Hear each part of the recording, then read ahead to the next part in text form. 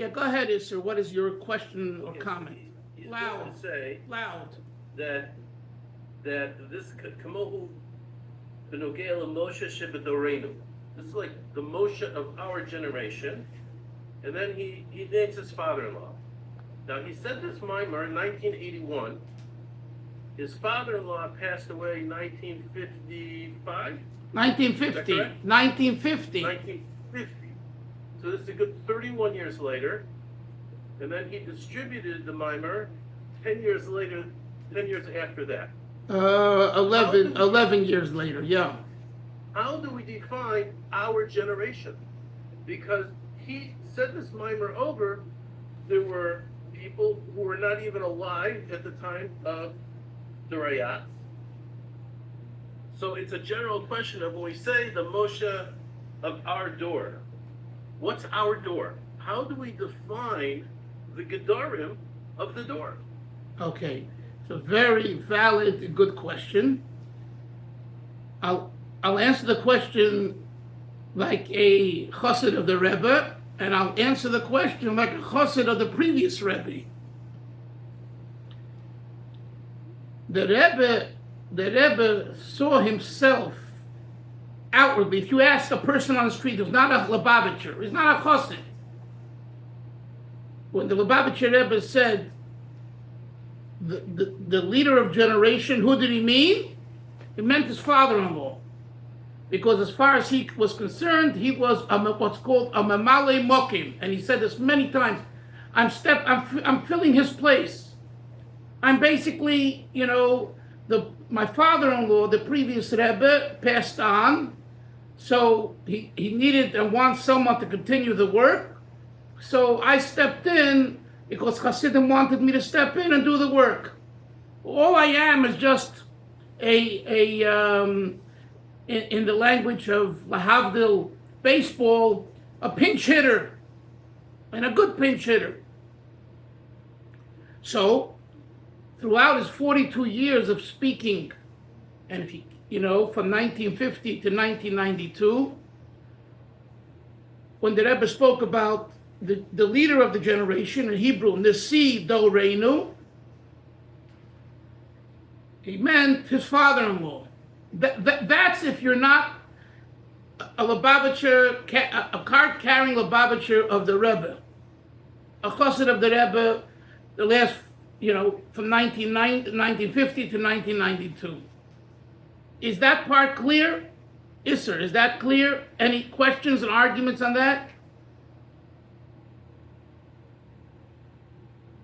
It goes to drill down, perhaps. How do we define our generation? Okay, so it's my not generation because I was alive at the time, but there are people who were never alive at that time. And the answer, right? Generation. Right. The answer is it doesn't go on our clock. It goes on the Rebbe's clock. And then the Rebbe's clock, the previous Rebbe is the Lubavitcher Rebbe, and his generation continues. Whether you agree, whether you disagree, whether it makes sense, that is a constant pattern of 42 years in the Rebbe's thoughts. He was consistent. He never changed from that. So did I answer your question now? In other words, irrelevant if people that were alive are not and are now not alive, like you're asking, it's irrelevant. It goes by the Rebbe was the one who made the statement. No chassid made it. 100 years could go by, if what you're saying, 100 years could go by, and he would still be Nasi Dareno. That's right. That is exactly right. Now, before the previous Rebbe, the Rebbe's argument would be, as far as the way I understand, the way I see it, that the Nasi Dareno was the Rebbe Rashab. Do you understand? So it's not 100 years. It's from when my father-in-law became the leader of Chabad Lubavitch, he becomes the Nasi Darenu for that time. And that time doesn't finish just because he passed on. So now you're probably going to ask me, if so, why doesn't the Alter Rebbe, who's the first Nasi, why doesn't he continue after he passes on? right? And the answer is because the Rebbe and the Rabbeim have said that there's 6 Rebbes in each. There's 6 Rebbe. There was a Rebbe after the Alter Rebbe, the Mittler Rebbe, and he is the Nasi. So There's even a stronger question. There's a stronger question. If the Rebbe was saying that the Nasi Doreinu, my father-in-law, and I'm a chassid of the Rebbe, why aren't I saying the Nasi Doreinu is the Rebbe Rayaz? Right. So that is why, because of that question and others, Lubavitcher Hasidim of the current Rebbe, they believe that the Rebbe is the Nasi Doreinu. That the real Nasi Doreinu is the living Rebbe. But he says not. He says not because of humility. I mean, that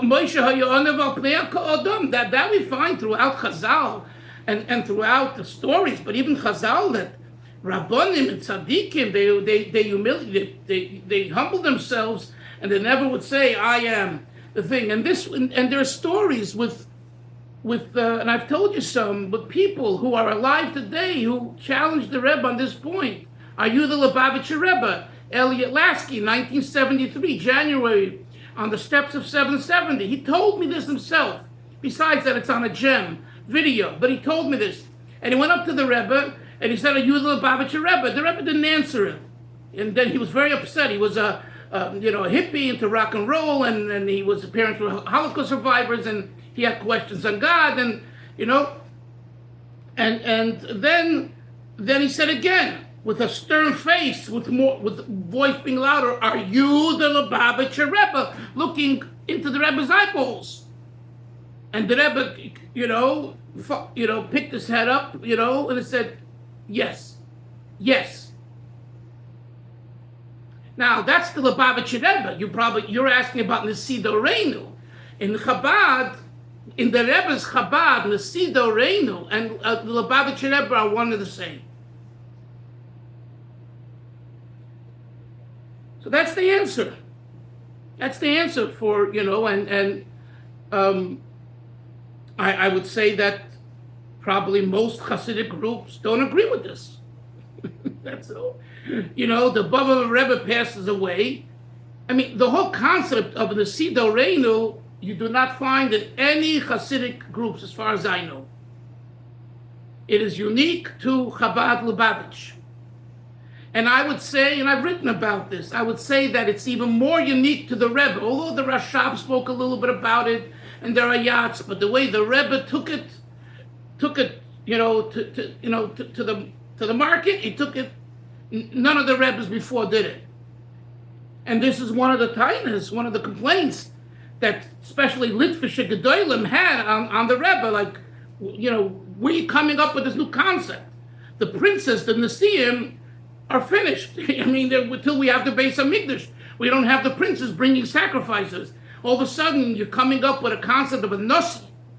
That was a major, major issue, and I would say maybe it was the issue that touched and made the disagreement between certain Rabbonim and Gedolim and Lubavitch was this Nasi Doreinu. But the Rebbe didn't backtrack. This is the way he felt about his father-in-law, and this is the way he saw the world.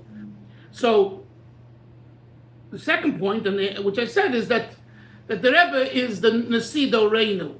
But he's not going to say that. So you're quoting, we're going to learn right now the Maamar, where he talks about his father-in-law being the Nasi Doreinu. But it does answer your question that irrelevant of people who are alive or passed on, that's not part of the equation. Is that clear? That's not part of the equation. In other words, if you're coming at it, a generation is this amount of time, and some have passed, so how do that's not where they're coming from, where the Rebbe is coming from. He's talking about... It's not a literal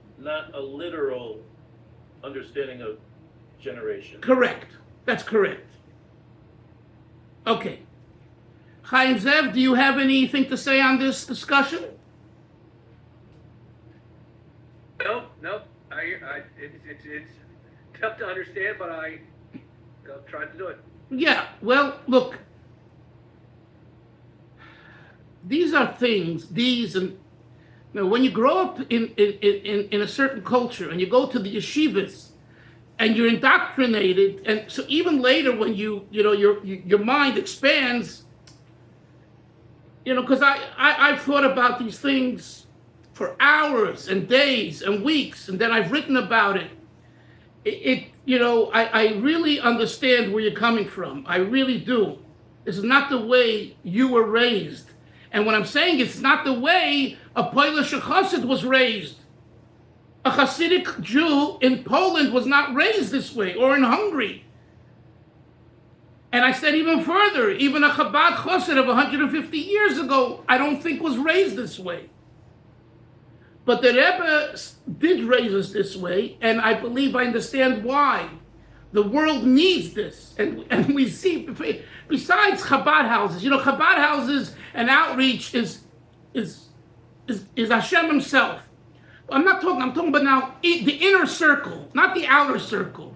Us from Yidden, living in the from communities. The Nasi Doreinu concept for non-religious people who become religious and, or not religious yet and all of that, they don't have a problem with it. They don't know about the whole thing. But as Isser questioned, he does know. He's in the inner circle. So it's this inner circle goes back many years. And I don't believe that it was really this way 150 years ago. But the world today needs it. The leadership, the approach, the style that the Rebbe gave the world, and I specifically say that he gave the world, not his father-in-law. His father-in-law came to America, he was a broken person. When he was in Poland, he had challenges from other Polish Rebbes and Hasidim. Before that, he was in Russia, he had to deal with Stalinism. So the Nasi Doreinu of the previous Rebbe, the 30 years that he was Rebbe from 1920 and 1950, was limited outwardly. But the Rebbe was a Rebbe here in America. Free society, democratic society, openness. And the refugees come, and the youth start coming back, and he has the soldiers to work with. He sees this as an opportunity of expansion. It would be a very interesting study to write. Maybe one day I will, but because it's a fascinating topic you should know touched upon. I'm very passionate about this topic, yes, sir. Very passionate. To find within the human logic, Chaim Zev says, I hear it, but I don't. It's hard to rationalize and explain logically, and that is something that I believe can be done, and you need a lot of support. And at the end of the day, you either believe it, you either get it or you don't get it. You believe it or you don't get it, or you like it or you don't like it. But I see from my 60 years, 60 with a plus, with the Rebbe, I see how this has made Chabad Lubavitch what it is today. If the Rebbe would have not taken this approach, which some would call would be elitism, and the Rebbe was accused of elitism, even though he was such a humble person in his walk, in his dress, in his speech, and all that. But outwardly, it's like an elitism. Who are you to say that your father-in-law is the leader of the generation? And even if you mean yourself, you're even like a bigger Balgaiva, right? So he's accused of elitism. He didn't care. Just like Rebbe Soloveitchik in his world of modern orthodoxy in Yeshiva University didn't care. And he stood up and he got criticized and use a very heavy word now, like beheaded, by the right-wing Orthodox Haredi world, the Rosh Hashivas, the Litvish Rosh Hashivas. They basically cut him out. You know that if you bring in one of Rebbe Soloveitchik's Svarim into a right-wing Litvish yeshiva, they'll throw it out, if not burn it. Okay? Today it's a little easier, but the sentiment that's gone on for 50, 60 years is, He left Aguda to Mizrahi. He's modern. Ba ba ba ba ba. He made all these 2,000 YU rabbis who are all modern. Well, the Rebbe couldn't be accused of that level of modernity, but he was accused of being, elitist. He doesn't consider anyone else. His father-in-law is the leader of generation. And you should know that I heard this from the son of a Hasidic Rebbe here in Borough Park. One morning I was davening in the shtibel, and we knew each other and agreed to each other, and he lashed out at me about who is the Rebbe to say that the 7 Lubavitcher Rebbes correspond to the 7 Ushpizim, like Avram, Yitzchak, and Yaakov, that we have during Chalamoid Sukkos. And he mamished, and I saw anger in his eyes. And guess what? Where did it come from? It came from his father, and I knew his father. Okay? And his grandfather was a Polish Rebbe in Poland, and he was tight with the previous Rebbe.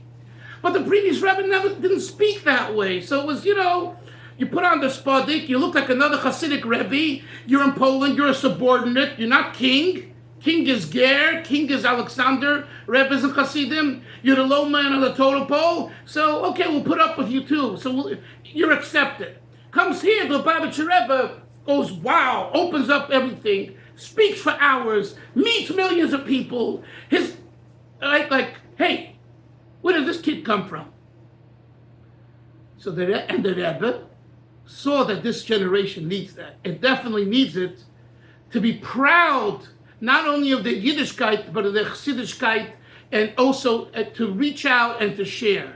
So that was a calculated move, and a very smart move, a visionary move, an iconic move that still reverberates today in all parts of the world. And I say again, not just in Chabad House, for non-religious people, but also for religious people all over.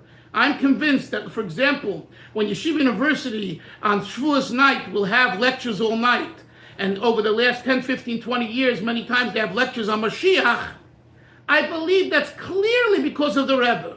Clearly. But you'll say, why? It's Ani Manim Be'emunah Shleim, the 13 principles of faith. Thank you very much. When Rabbi Soloveitchik was alive, there were 13 principles of faith, and why you didn't have those type of lectures. What changed? The Rebbe's push for Mashiach, and Mashiach fever, as if you want to use those words, made an impact on everyone. I remember once in Los Angeles, Young Israel of Century City, rabbi was a wonderful person, right? Shavuos night also, a lecture. Muskin? Yeah, Muskin. Good, very good guy. Very good guy, very special person. Love the man, good man. Lecture at night on Mashiach. He comes from a Litvak world, not maybe right, heavy core Litvak, but still, in a Young Israel, it's not the Panovich, not Lakewood, but nevertheless, this is a result of the Rebbe's, you want to use the word fanaticism with Mashiach, passion with Mashiach, it spilled over, and it's made a positive impact on many things. If the Rebbe would have been tiptoeing Isser, about the Mesido Reinu and things like that, it wouldn't go anywhere. He would be another one on the map like anyone else. And, it sounds a little elitist, but it's not. The Rebbe had to take a stand.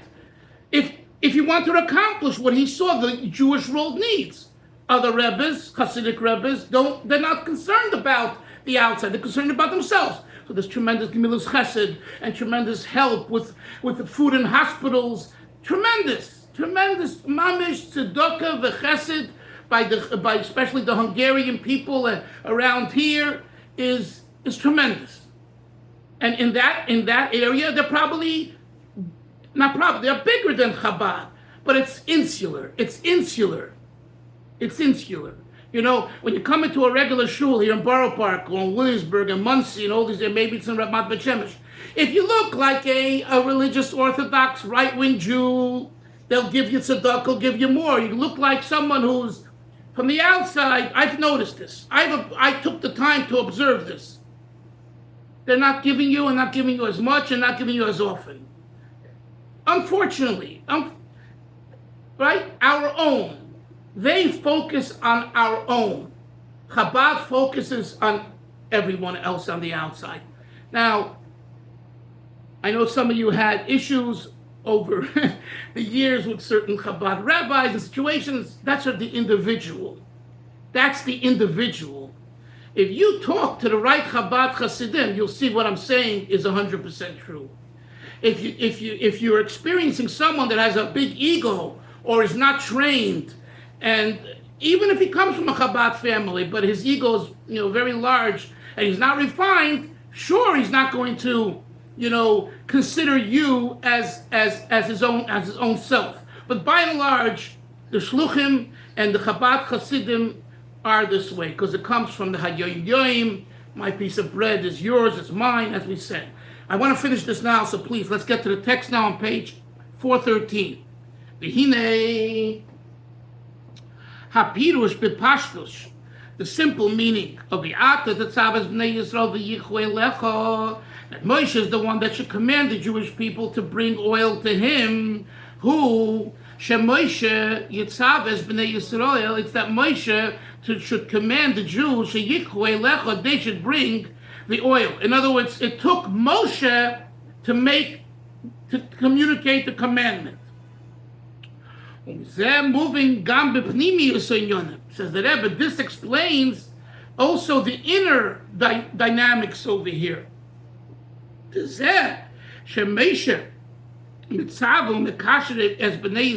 fact that Moshe commands and binds the Jewish people, who ba'ofen it's in such a manner and style, shemamshich lohem nesinas koyach gam al v'yichu elecha.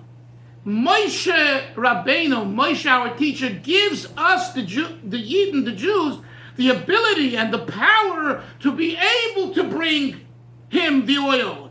In other words, Chaim Zev, if not for Moshe Rabbeinu being the one to command instead of Hashem, Tzavos B'nai Yisrael, command. V'ata, the emphasis on the word v'ata, and you, which is unique in the Torah, and it's this right here. The Rebbe says the reason for that is so that the bringing of the oil, we have the ability to bring the oil. Otherwise, we wouldn't bring the right oil, we wouldn't bring ourselves in the oil, and on and on.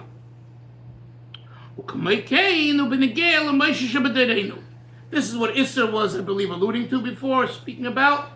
The Rebbe says with the greatest clarity, and so too is regarding the Moshe of our generation.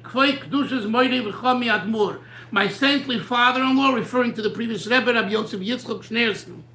Nasi Doreinu, right?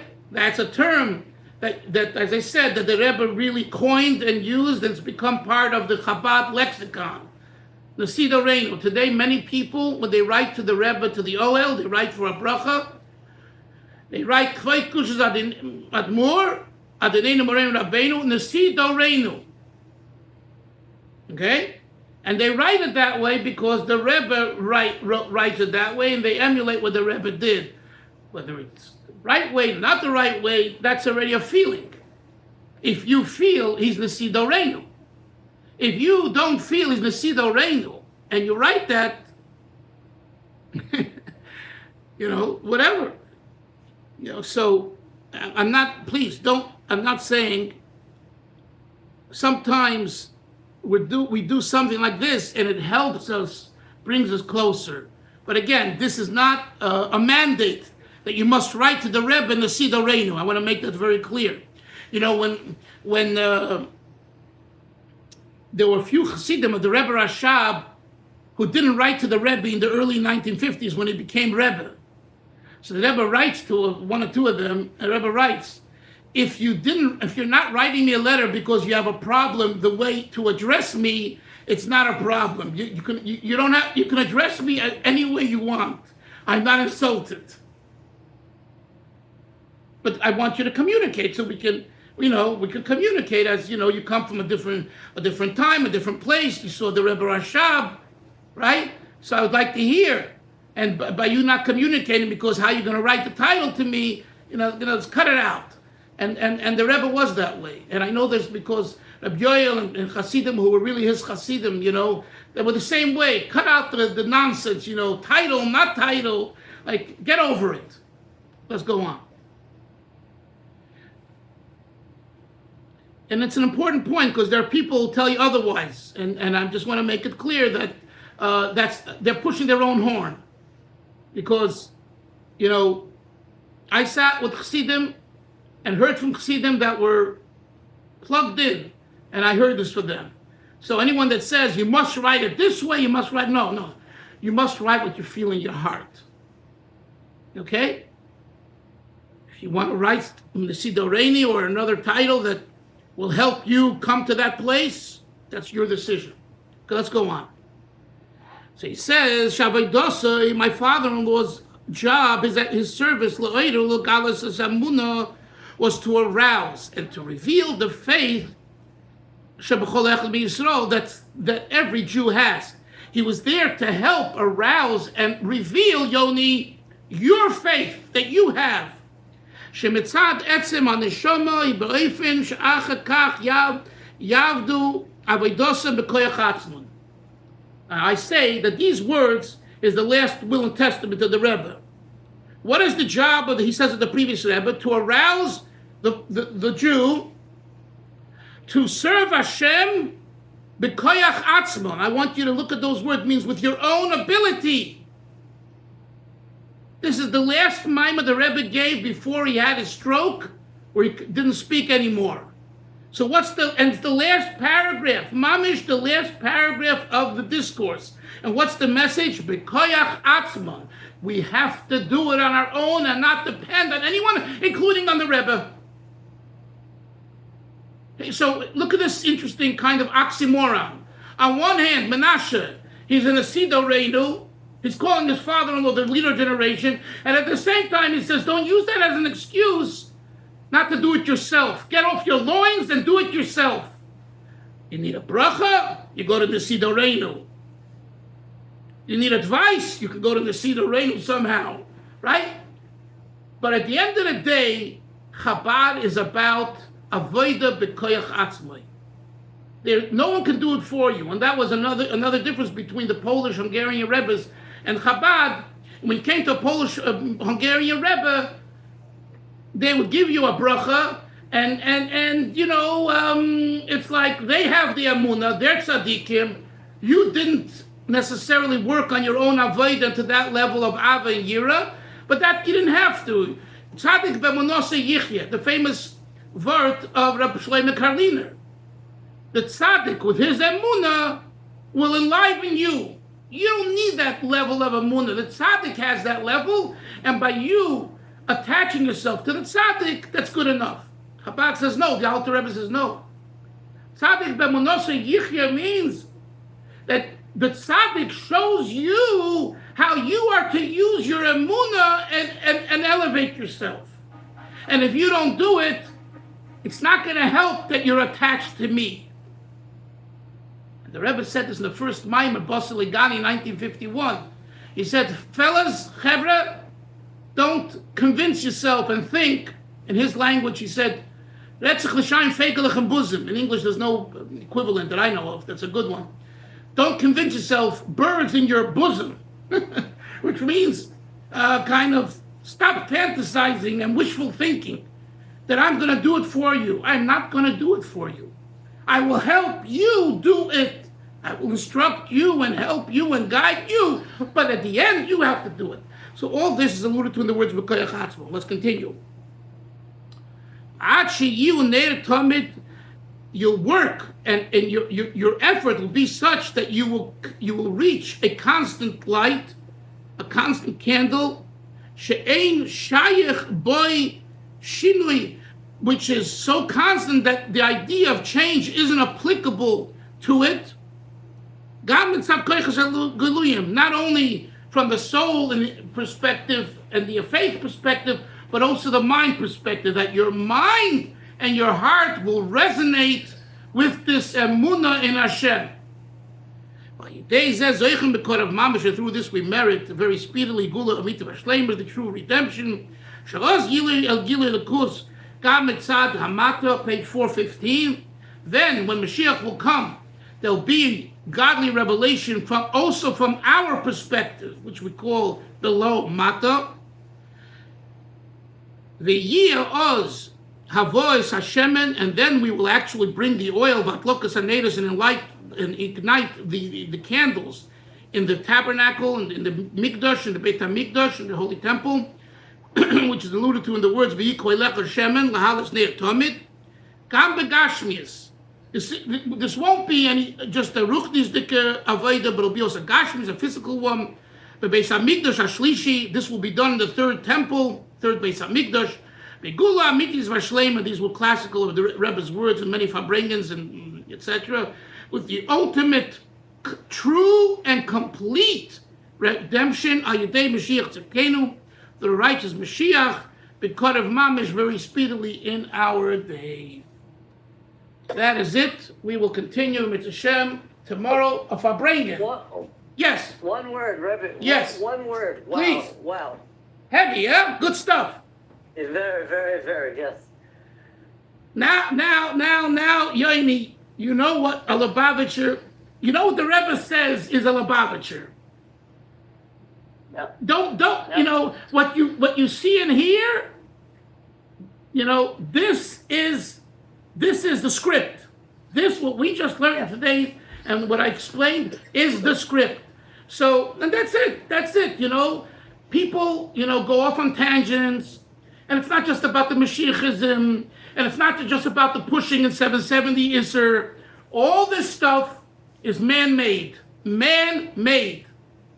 And men are fallible. A Rebbe, a tzaddik, is, you know, lives godliness. It's not God, chas v'sholem.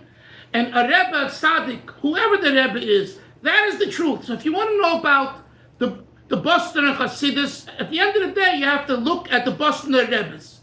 They are what we call the holy people, and they establish. Now, again, if a person says it's not for me, or I don't want to go that derech, no problem. But, you know, but in Lubavitch, in Chabad, this is, you know, more of an issue. Chabad, Breslev, but Chabad probably even more than Breslev because it's so much larger in a way, you know, whatever. And everyone goes off and does their, you know, especially, you know, 31 years after Gimel Tammuz, we're soon coming up to Gimel Tammuz, a month from today. Gimel Sivan today, a month from today is Gimel Tammuz, the Rebbe's yard site, right? So everyone, you know, is like, you know, positioning, you know, do this, do that, try this, try that. So I understand those efforts. But if you want to really, you know, what is the Rebbe's opinion, you have to look into his Sfarim. His Maimorim, his Sichos, his Igros. That's where you find the Rebbe. Rabbi Yoel once said that during the lifetime of the Rebbe, if you wanted to know his public opinion, it was at the Farbrengens. What he said in his room to private people in Yechidus, that's private.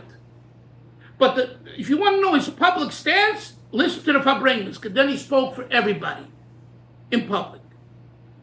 Isser, I see something is on your mind. I could see it in your forehead. I was looking up in one of my Breslev Sidurim. They have a text that they say before you know, specific mitzvahs or things that they do, which it's not quite Nasi Dorenu, but they say they attach themselves to all the tzaddikim of B'dorenu, Hatzaddikim Hamitim B'dorenu, L'chol Hatzaddikim Hamitim, Dochnei Afar, Kadoshim Asher Ba'aretz Hema, U'Befrat L'Rabbeinu HaKodesh, Tzaddik Yesod Olam, the tzaddik who's the foundation of the world, Nachon Novea Mekor Chochma, who is the source of Chochma, the Rabbeinu Nachman. So they also have this kind of yes. I want to say mantra, but it's a statement of attachment. Yes, yes. I that's why I said, Breslov is also in that mode. Although, again, because Breslov between Reb Nachman and today, there were no Breslover Rebbes. Reb Nosson was a manik. You don't have the writings to look at. In Chabad, you have 200 years of thousands of writings and hundreds of svarim. I mean, in other words, if imagine a scholar who's going to write a thesis on this topic. The right way to do it, tell me if I'm wrong, you're more educated in Western society and education. You have to look into the books. What of what those people wrote. With Breslov, you have basically just, Reb Nosson communicating. It's limited. I believe it's limited. It's gewaldige stuff, but it's limited. In Chabad, you don't need to listen to Rabbi Dalfin or to Rabbi Yoel Kahn. Take out the Svarim from the Tzemach Tzedek and look how the Tzemach Tzedek deals with the mitzvah of Avos Yisrael or Tzitzis or Harmonis Elikus or Tefillah in Derech Mitzvah. And you'll see that the logic, the rationale, and the aftermath of a culture living that way is like today. But again, the Tzemach Tzedek lived in White Russia at a certain time during the Tsar, on and on and on. So the language and particular style is not what we do today. But the Nakuda is so deep. The foundational point is the same. Well, so all I'm saying is that when you read to me that of Reb Nosson, Breslov, that didn't come from Reb Nachman. Reb Nachman didn't write it about himself. I don't think. Am I right? I don't believe so. I believe that was either written by Reb Nosson. Somewhere. He does refer to himself somewhere. And it's been a while since I've opened my Breslov books, but he does refer to himself as in a unique manner. Yes, that I'm aware of. But that my fire will burn until the coming of Mashiach. Yeah. Anyway, there are. I wrote a book, Chabad and Breslov. There are definitely some similarities, but then there are definitely some very big differences. But what we learned now, Yoini, should give us the knowledge and tools to understand that not everything that you see is the way. It's not necessarily the way it is.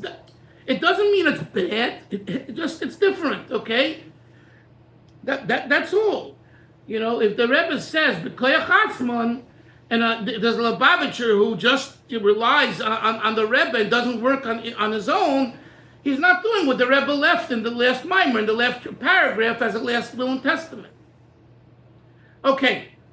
Well, if I bring tomorrow about Shavuos, sei mir gesund, have everyone a great day. Shalom. Bye-bye. Take care.